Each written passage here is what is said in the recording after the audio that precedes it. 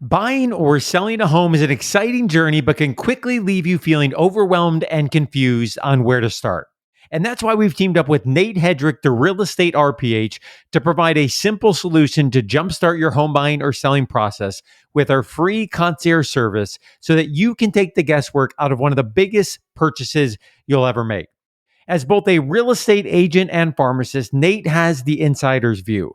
He understands how busy your schedule is and how difficult it can be to get to interview and hire a real estate agent on your own. In this free concierge service, Nate learns about your budget, wishes, and goals and connects you with one of our preferred local agents that he has vetted himself. Nate will stick by your side even after closing in case you have any questions or need an extra opinion along the way. So if you're ready to buy or sell a home, get started today by scheduling a free call with Nate by visiting yourfinancialpharmacist.com/Nate. Again, that's yourfinancialpharmacist.com/Nate. We quickly realized that if you follow the HGTV plan, you're probably going to blow your budget. There are absolutely areas where it makes sense to do that and put in everything as high end as possible. But you got to look at your market.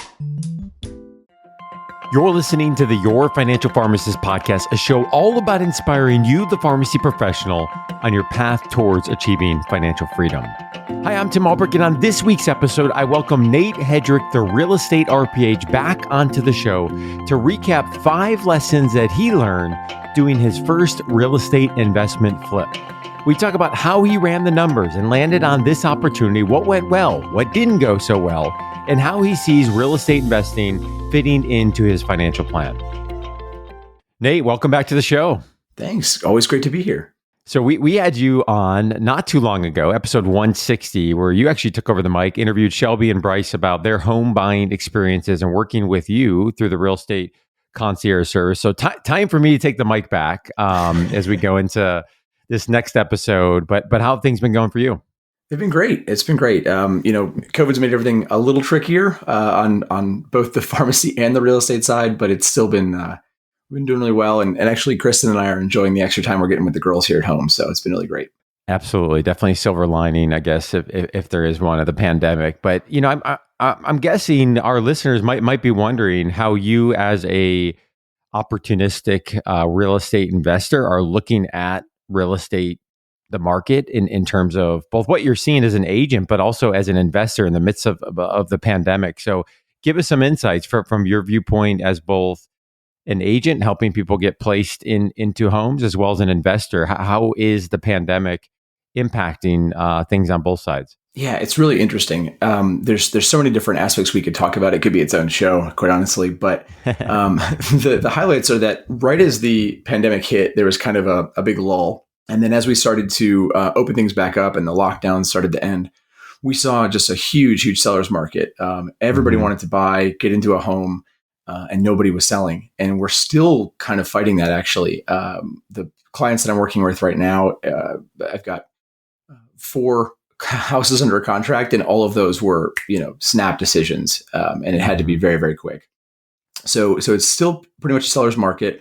I'm starting to see some slowdowns in some areas of the country. I was actually talking with a partner this week about some of the things that they're seeing, where a house that used to be sold within 24 hours is now sitting there for 2 weeks, which is, again, if you look back over the years, that's nothing. But for what we've been experiencing, that's kind of crazy.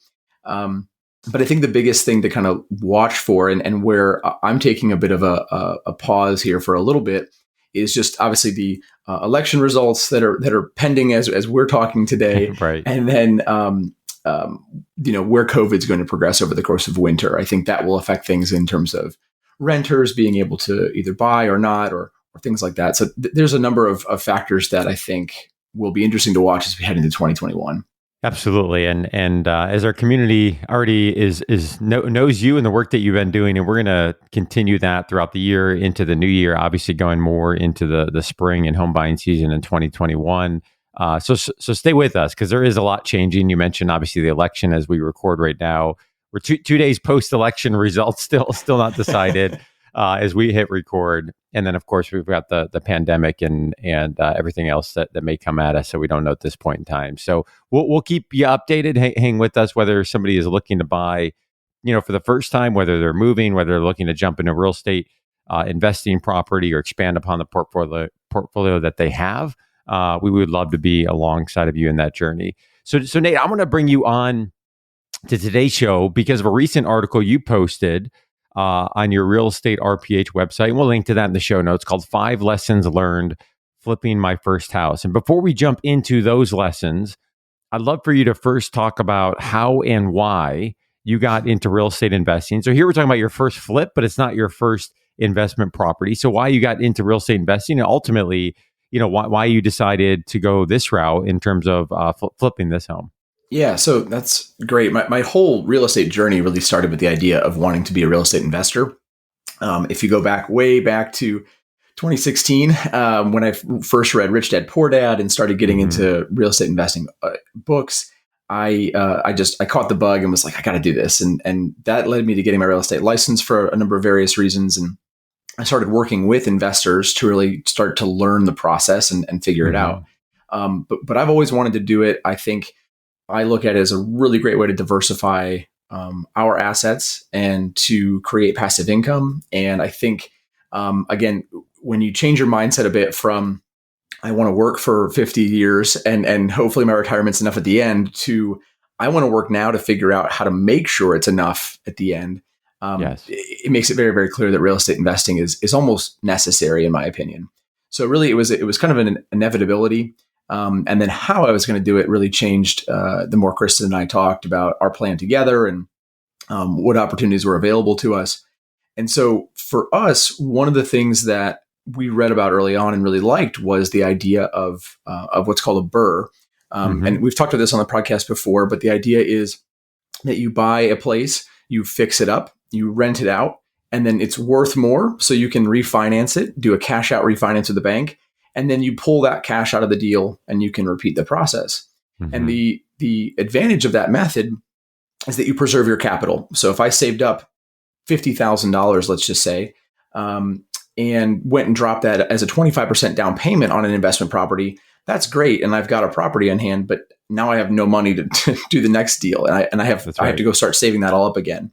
And that's actually what we did for our very first deal. Was we went out and we bought basically a turnkey property for our very first investment property. And that was great, except that, again, there was nowhere to go from there. We had $0 in the bank for the next one. And so it became a process of looking for a way to do the BRRRR method. And that way we could start preserving that capital. And so that was where this flip idea came from. And really, we've been following that process ever since.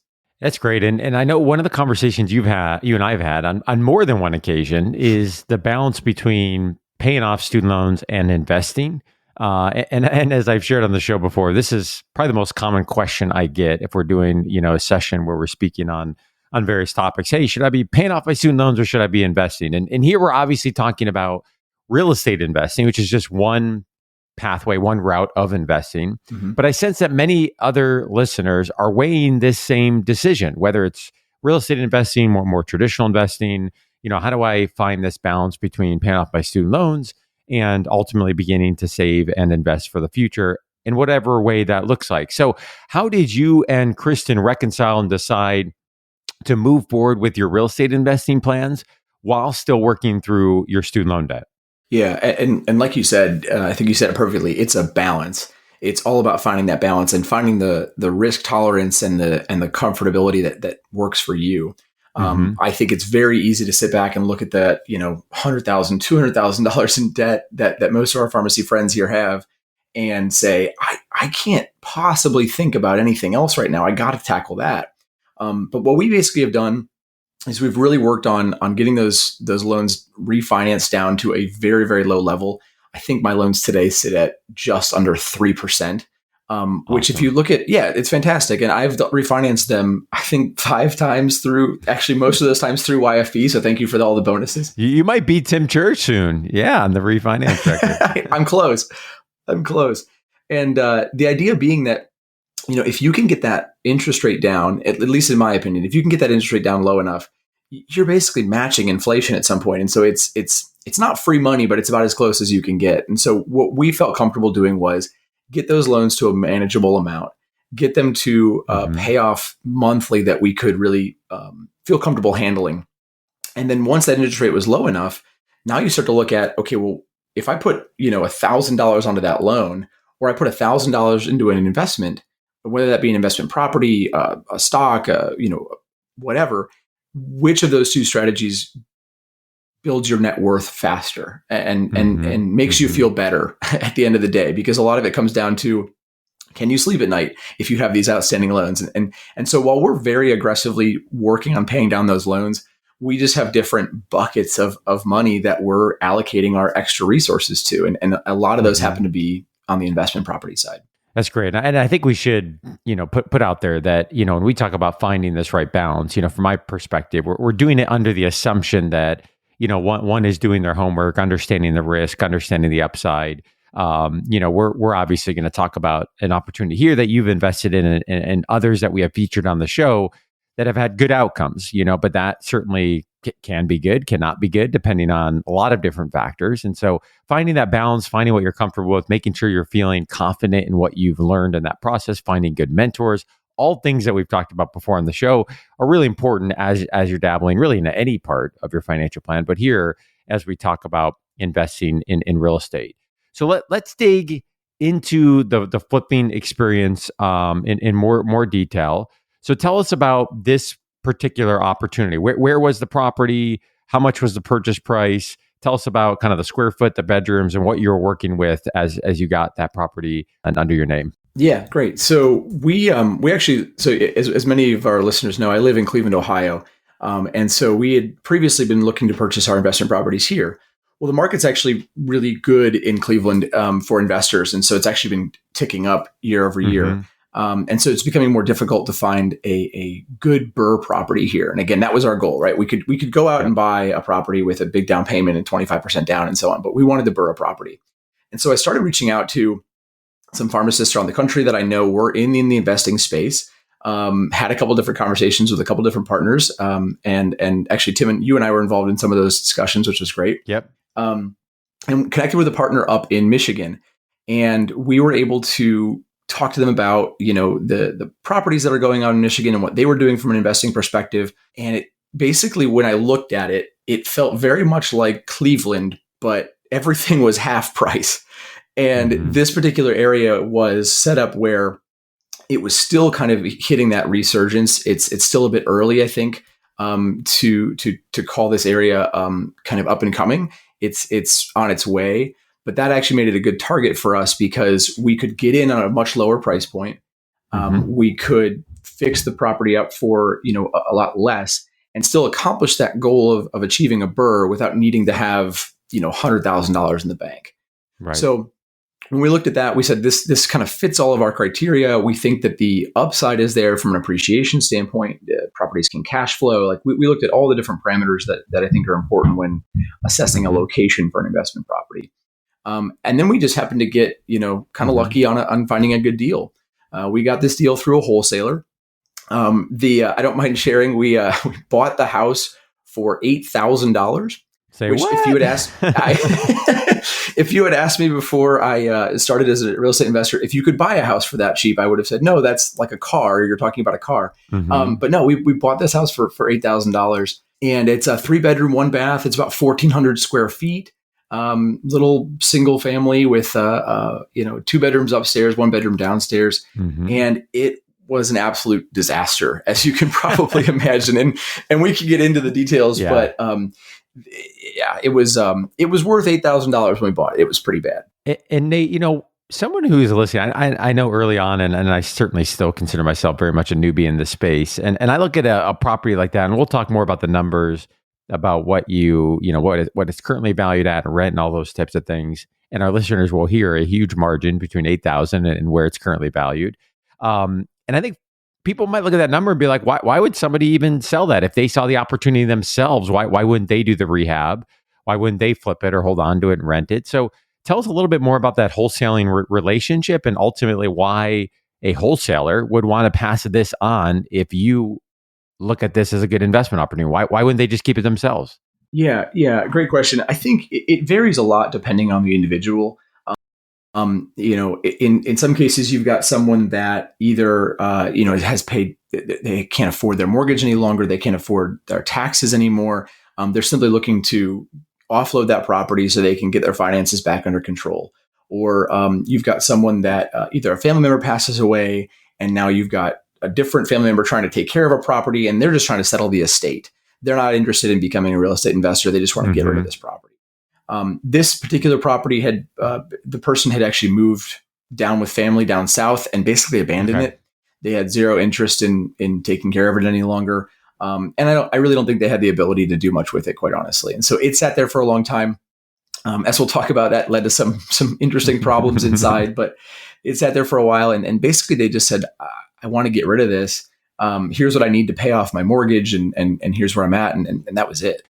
And I don't want to miss too, and I know you can speak to the value of the relationships, of the networking, or the partnerships, but as you told the story, and I'm sure many people outside of Ohio would look at maybe even a Cleveland market and be like, please, can I get, deals at those prices? And obviously you're looking at numbers a little bit differently and saying, okay, Cleveland is going up. And of course we're talking about relative to other markets.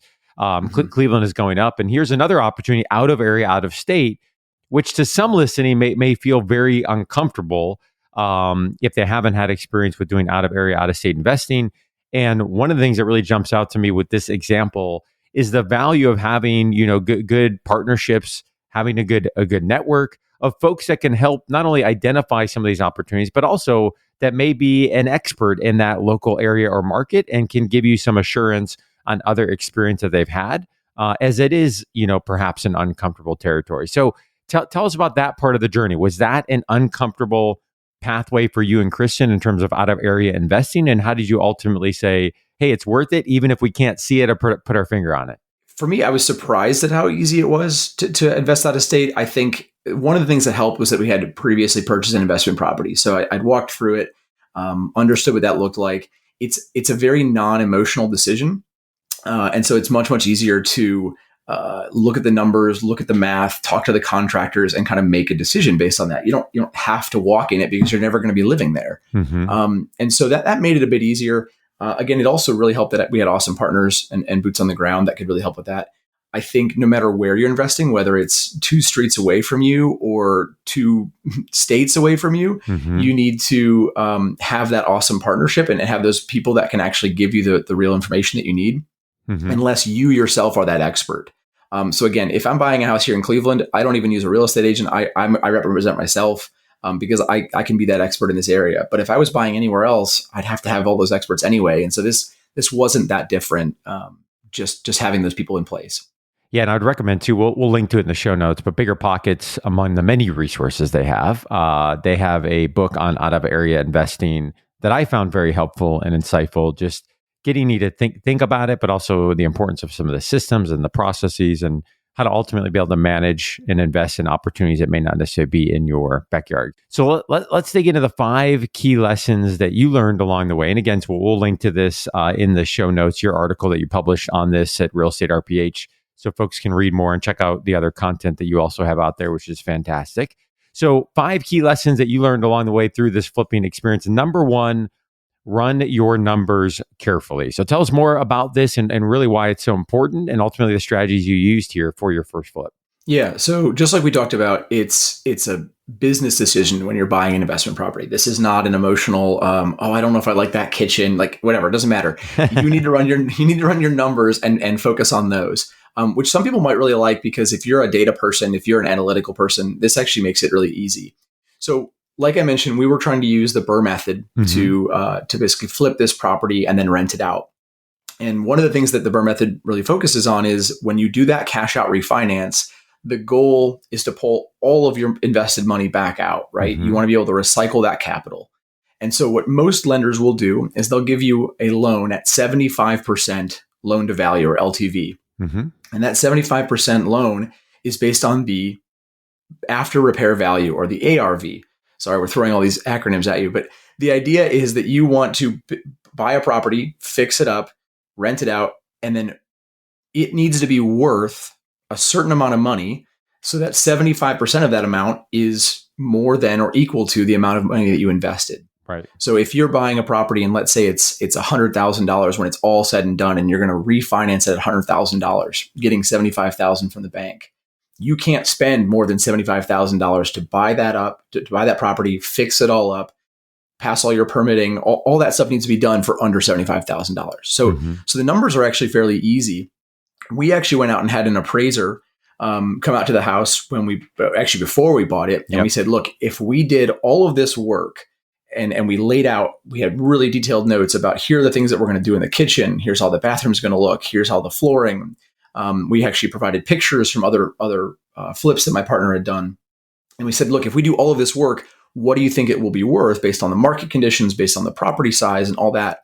And once we had that number, we were able to start working backwards and say, okay, 75% of that number is this. That's how much we can spend. Let's see if this deal makes sense.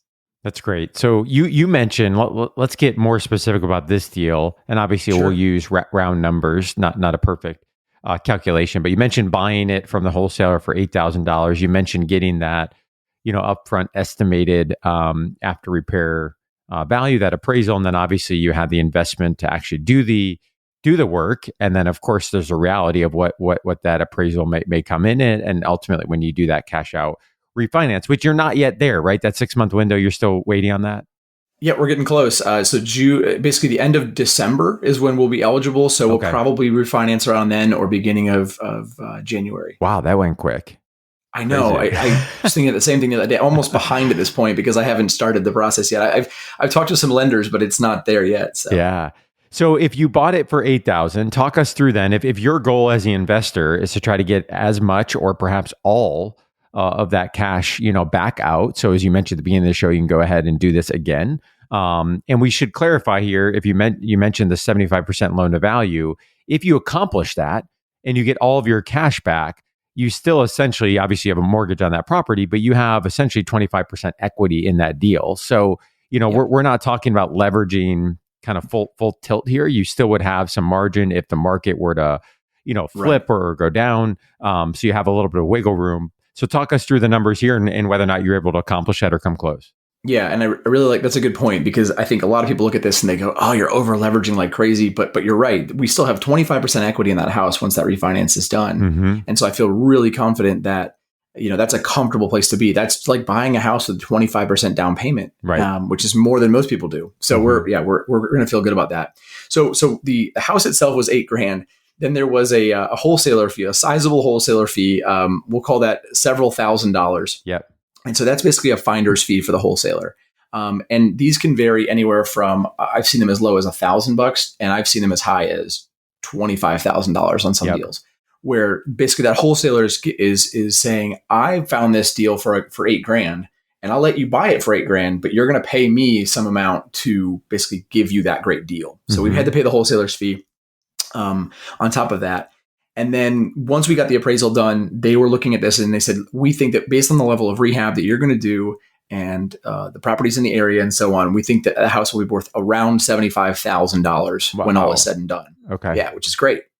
Now, again, this place was utter trash when we purchased it. So there's a lot of work to be done. But what we looked at that and said, okay, well, if we've got $75,000 of potential property value, 75% of that is about $56,000. Yep.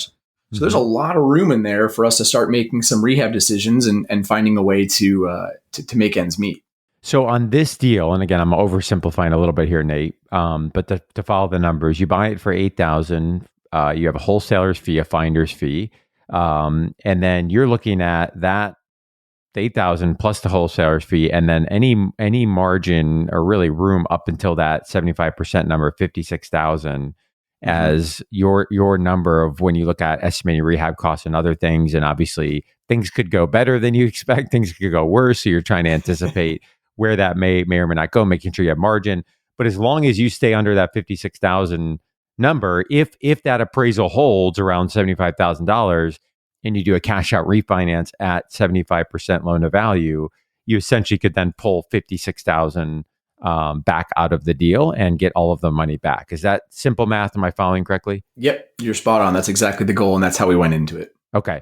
So, one of the other things that I know I think about as I hear you talk about this, I'm sure our listeners are, is, hey, Nate, I'm a pharmacist. Like, I have no idea how to estimate rehab costs. So this is great as you're talking. Okay, I get the property for $8,000. I pay a wholesaler fee. I get all that.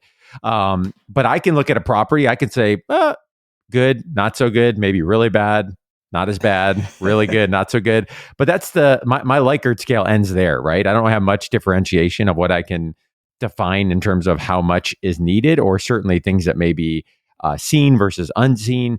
So how do you as an investor either estimate those costs or make sure you're working with the right people that can help you get a good estimate on what those costs will be? Yeah, I'll be honest with you. I'm also fairly terrible at estimating rehab costs. I walk around with my clients as a regular real estate agent, and they say, "Nate, this looks broken anyway. Like, what would it take to do this work?" And I have no idea. We should ask a contractor. And that's what we really did with this property. Is I trusted my team more than anything.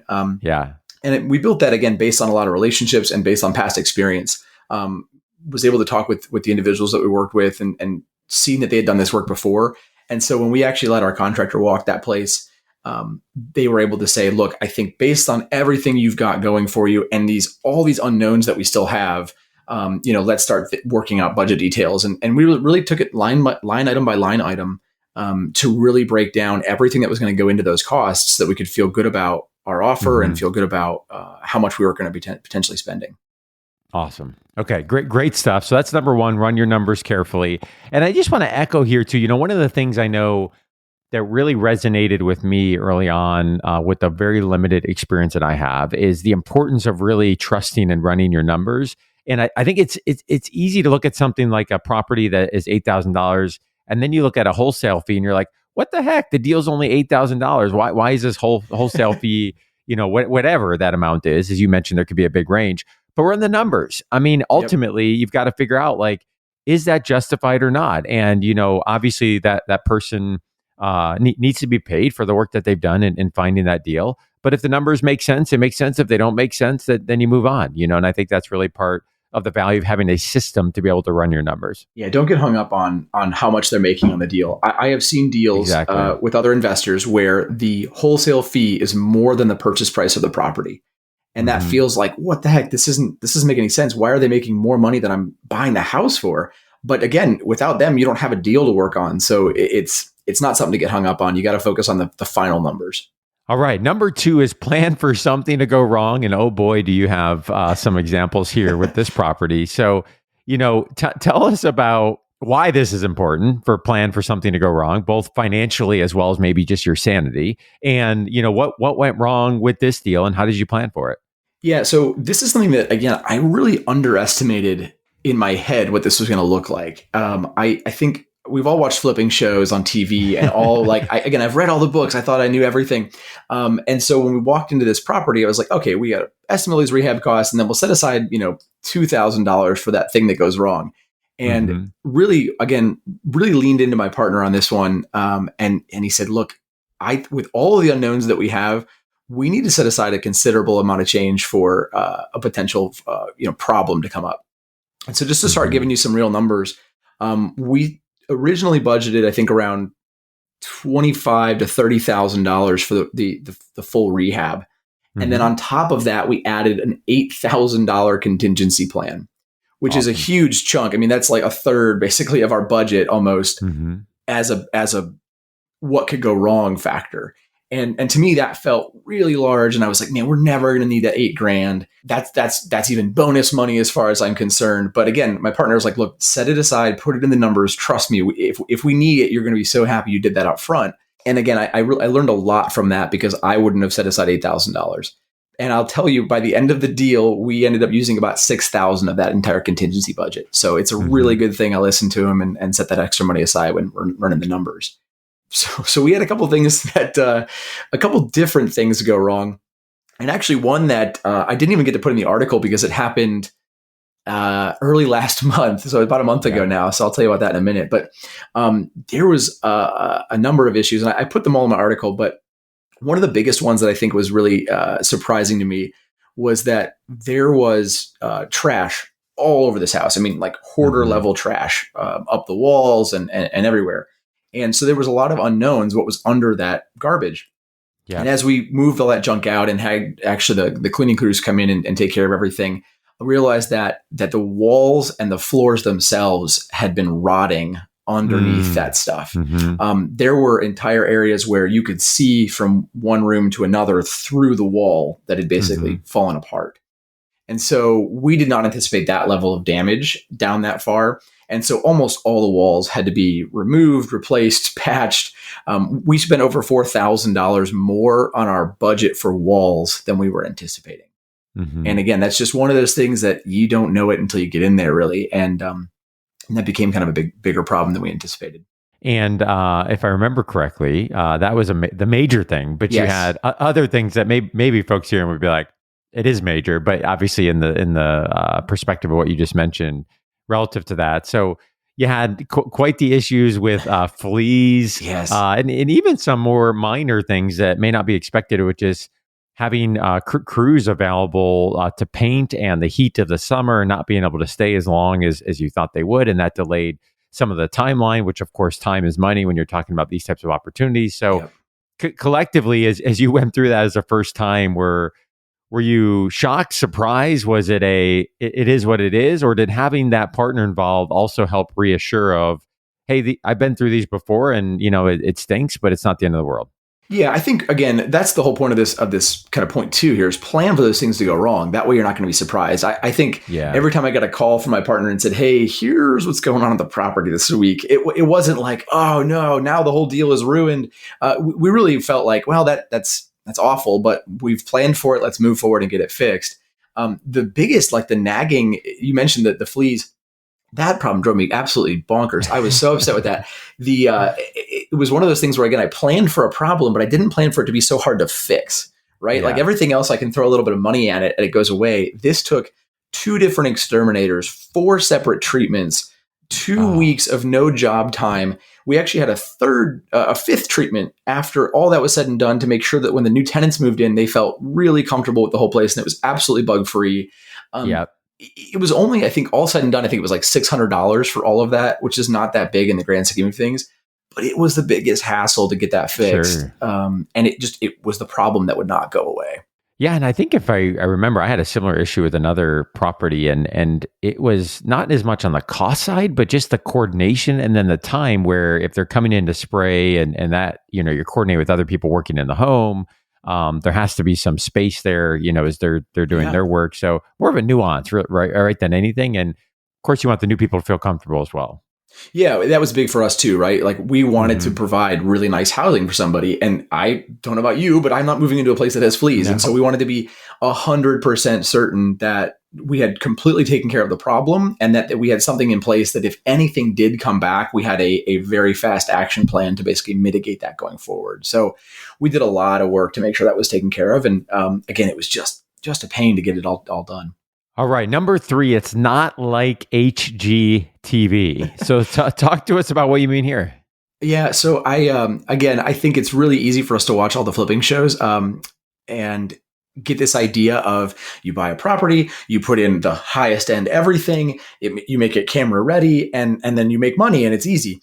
And I think when Kristen and I went into this, we were very quick to look at the kitchen, look at the bathroom and say, oh yeah, we got to do tile backsplash and really want to upgrade this to elevate this rental to be like the best in this area. And again, talking to our partner, talking to our contractor, we quickly realized that if you follow the HGTV plan, you're probably going to blow your budget. There are absolutely areas where it makes sense to do that and put in everything as high end as possible, but you got to look at your market. Again, we bought an $8,000 house. I can't spend $8,000 on tile for the backsplash. That doesn't make any sense. So we really had to kind of rein ourselves in. And I think I put in the article, the goal is to make it the nicest house on the block, not the nicest house in the city. So really trying to kind of take off the HGTV lens and move it on to, okay, what makes sense for a rental? What's going to get us the best return on investment? And what's going to make this a really comfortable, safe place for that person to live? One of the examples of this that I think kind of exemplifies what we're looking to do, we actually had bought, we wanted all stainless steel appliances, right? Yeah. Kitchens and bathrooms sell. So that made sense for us. We wanted all stainless steel appliances, upgraded kitchen. And we actually went out and bought some of these through like the 4th of July sale at Home Depot at the time. And so we said, great, we got this deal. Well, COVID shut the world down, obviously, over the summer, and that delayed pretty much everything coming overseas, which most of these appliances were. And there was a huge backlog on appliances basically all summer long. And we got to the point where we were at the end of July, we were trying to get this place rent ready. and the appliances kept getting pushed back. I would get a phone call every other week, and they would delay them by another week and another week and another week. And it was getting so frustrating. And so we said, look, these are going to be the things that don't allow us to rent the house. We're not going to have a kitchen for anyone to go into. Right. So we actually had to pivot and start looking for some local deals on some appliances. And unfortunately, we weren't able to find the stainless steel that we wanted. Now, we got really nice high-end appliances that were in great condition, but they're not that, again, HGTV look that I think we were going for. And we had to get over that. We had to get past that and say, look, this is a really nice functional kitchen, and it probably doesn't truly hurt our rent value, quite honestly. It might hurt our refinance a little bit because it's not nearly as nice as the house, that has the stainless steel, but it's still going to accomplish our goals, and we've got to be okay with that. And it took us some time to be able to pivot and make that mindset change. Good stuff. And number 4 here is preparing multiple exit strategies. And I really appreciated this, being able to be a fly on the wall with you and your partner in this deal, to hear this conversation, to hear the two of you talk about the importance of exit strategies and having options and why that is so important. So tell us about how you viewed the exit strategies here, and also how you think about this more broadly as you're investing in a property. Yeah. So one of the things that's been drilled into my head listening to Bigger Pockets and reading about investing strategy and so on is that you always want to go into investment with multiple exit strategies, whatever that looks like. If you're buying a place to flip it, you should make sure that numbers also work as a rental. Conversely, if you're buying a place as a buy and hold, you should make sure that it works as an Airbnb or something else, right? You want to make sure that it has a secondary plan in case what you were intending goes wrong. And so when we got into this house, we said, well, we actually need to have at least 2 exit strategies. And we actually developed 3 throughout the course of this plan. And so when we walked into it, we said we can either buy and hold this place, do the BRRRR method like we intended to, or the market is so hot right now, we should look at this as a potential flip opportunity as well. And so we really went into the deal with those 2 mindsets. Like, this is either going to be a flip or it's going to be a buy and hold BRRRR. And up until we were probably halfway through the rehab, and we still hadn't really decided what made more sense. And at that point, we said, well, we got to talk about this and figure out the plan. And we developed another plan. We said, well, we're halfway through. We've gotten done with all of the big scary stuff, right? Like the roof had been looked at, the furnace, all the big scary stuff had been taken care of. All the trash had been moved out and so on. And we said, this place is pretty ready to go. It's not fixed up by any stretch, but it's ready to go. And so we looked at the idea of potentially selling it as what I call a prehab, which is where you've gone in, you bought it for a certain price, you've fixed it up to a point where it's very saleable to somebody who wants to come in and finish the work. And so we thought, if we can find an investor that's interested in buying this at this stage, we might still be able to turn a pretty nice profit and then not have to worry about, the inspections and the permitting and all the stuff that comes at the end. So we even at one point had 3 exit strategies. Obviously, we eventually decided to follow the BRRRR method, and we have a renter in there right now and all that. But throughout the course, we allowed ourselves to have other strategies and exit opportunities just in case they made sense at some point. And it really made sure that we limited our risk, and opened up our potential for opportunities. And what are you looking for, Nate, for if you're considering, hey, am I going to flip this or am I going to hold this and follow kind of the BRRRR method we've been talking about? What are some of the factors that are helping you make that decision? Yeah, gosh, that's there's a lot, right? So for us, another episode. It's another episode. No, it's a great question though. For us, it came down to, look, if we're going to spend all this time, effort, risk, money, we have to get a significant amount of return on it. And so if I'm putting in, again, I talked about almost $40,000 on a rehab, right? That's a sizable risk. And we took a lot of risk to get there, right? We bought an $8,000 trash property. It better be, something that we get something out of at the end.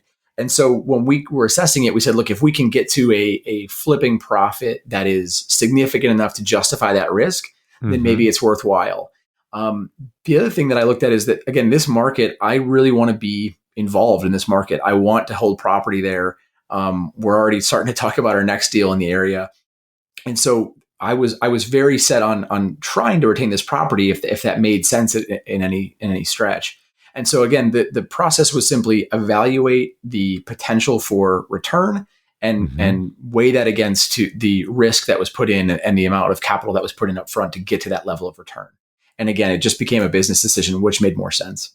Good stuff. And number 5 here is trust your team. And this is something we've talked about on previous episodes, building a team that you can trust. And obviously that being an important part of this discussion as you're building your real estate investment portfolio. So tell us about your team. What did it look like?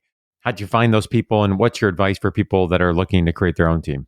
Yeah, and I think we've talked about this a bit as we've gone through. It really started with that partner and making sure that I had somebody that was boots on the ground that could help us get coordination. Because from that partner became the contractors, that came the real estate agent. Actually, we worked with that partner as well to find property managers that they recommended, and so I was able to interview property managers based on their recommendations. And then that property manager, again, kind of bringing in the real estate agent piece.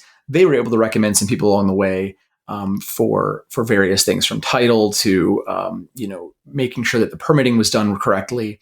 And then, of course, we had on kind of my end, we had the insurance agent. I had to make sure that we got this all properly insured and under umbrella policies and all that other stuff.